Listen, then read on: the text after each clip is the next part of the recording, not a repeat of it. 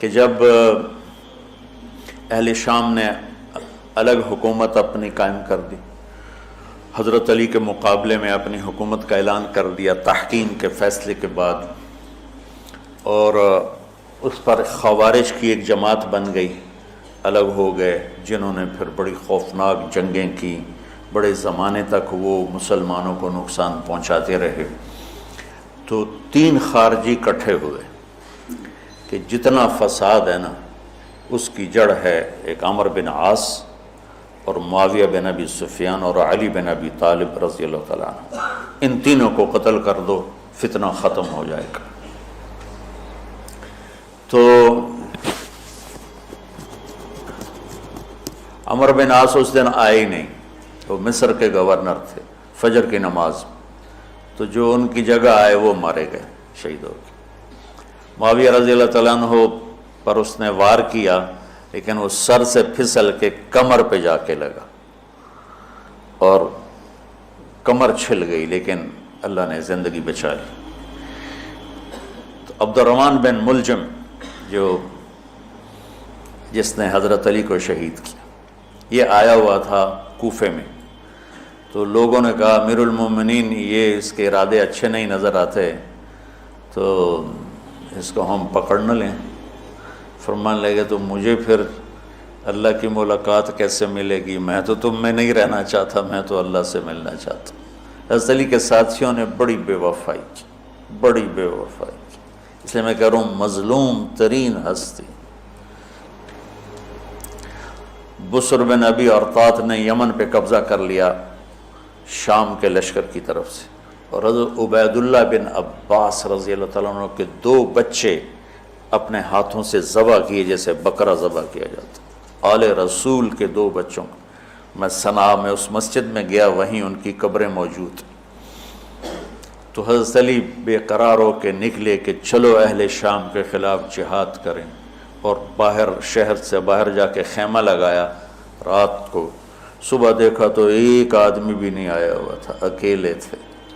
تو پھر بڑے دکھی دل کے ساتھ واپس آئے اور اپنی داڑھی کو پکڑ کر کہنے لگے تو کب رنگین ہوگی؟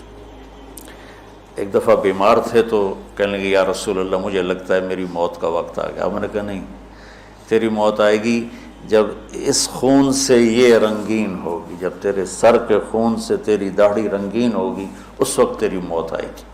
تو اس جملے کو یاد کر کے کہتے تو کب رنگین ہوگی، تو کب رنگین ہوگی۔ چونکہ ساتھی ساتھ چھوڑ گئے تھے تو شدید قسم کی بے وفائی کا سامنا ہوا۔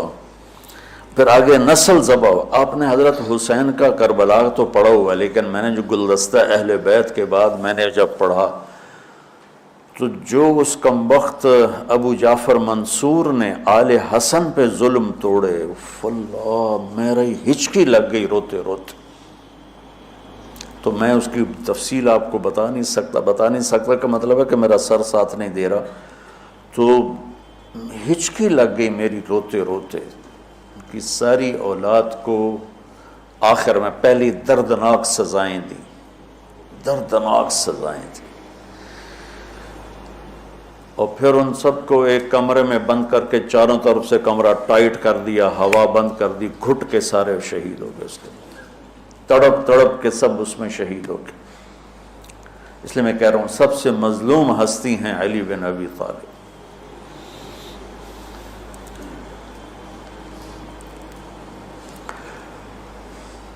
تو فرمانے لگے اس کو پکڑو گے تو میں شہید کیسے ہوں گا؟ پھر ایک دن دیکھا کہ لوگ گھر گوار پہرا دے رہے تھے۔ آپ نے کہا کیا کر رہے ہو؟ کہا جی وہ آپ کا خطرہ ہے، پہرا دے رہے ہیں۔ کہنے لگے کس سے دے رہے ہو؟ زمین والوں سے، آسمان والوں سے؟ وہ کہنے لگے جی آسمان والوں سے کون دے سکتا ہوں، زمین والوں سے پہرا دینے کا۔ بیٹا جا کے سو جاؤ، آسمان والا فیصلہ کرتا ہے، تو زمینی پہرے کام نہیں آتے، جاؤ، اور فیصلے آسمان سے اترتے ہیں، زمین پہ نہیں اترتے۔ تو 21 رمضان کو فجر کی نماز میں اس نے آ کے جو وار وہ سیدھا سر پہ لگا تو سر پھٹ گیا، تلوار دماغ میں چلی گئی، شور مچ گیا، پکڑا گیا۔ اب دیکھنا حضرت علی کے اخلاق،